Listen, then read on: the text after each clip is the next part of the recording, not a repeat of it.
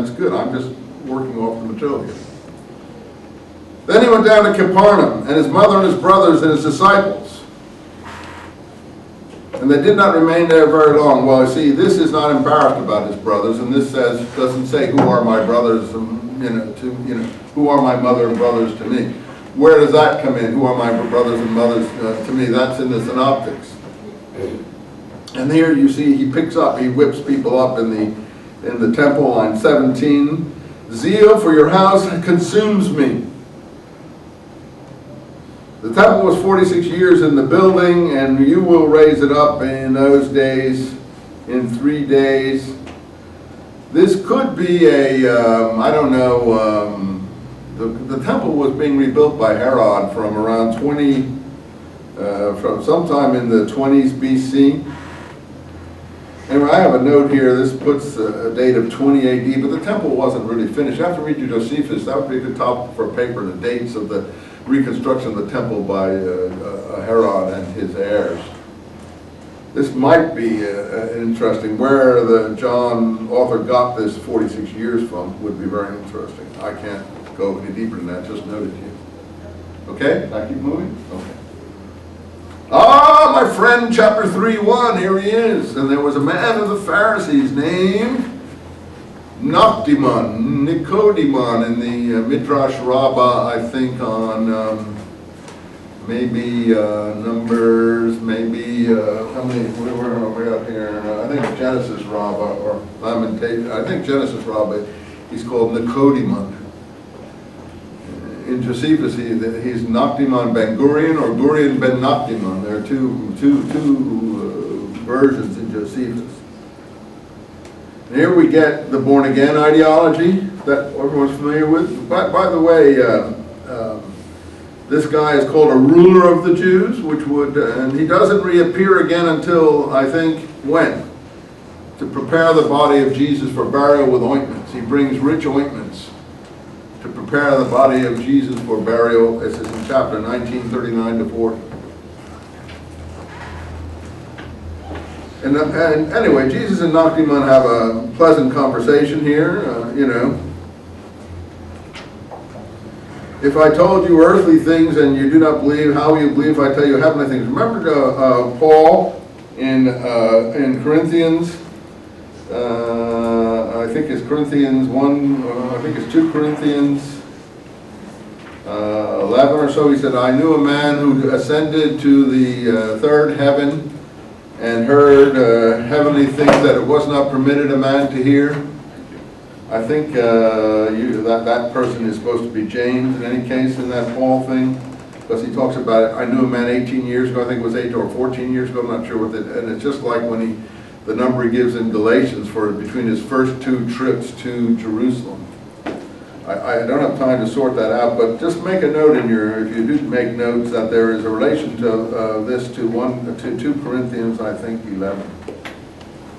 And it's also where Paul says he doesn't lie, and that he went down the walls of Damascus in a basket to escape the representatives, not the Jews who were trying to kill him as in Acts, but of King Aretas, the Arab king. Wants to arrest him. Anyway, some other clever language, rhetoric about no one has gone up to heaven except he who came down from the man, the Son of Man who is in heaven, something, bit of the primal Adam ideology there. Adam coming up and down and taking on different human forms according to these groups of... Anyway, the only begotten Son here in line 16 and in line 18. Problems about John in 26. What John is doing. So anyway, I'm skipping to get up where I want to get to. Mary and Martha and Lazarus. So, but I don't want to skip too much material. So in going on in chapter 4, 5, he goes to Samaria.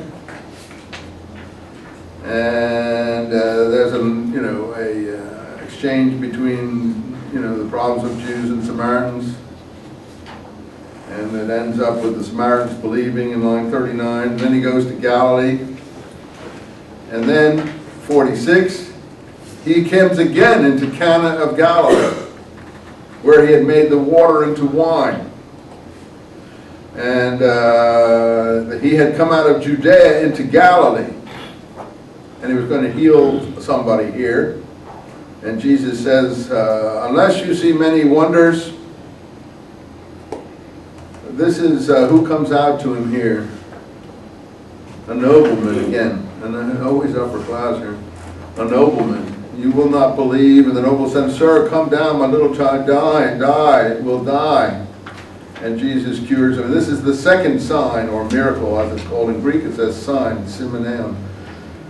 Why you need your interlinear there?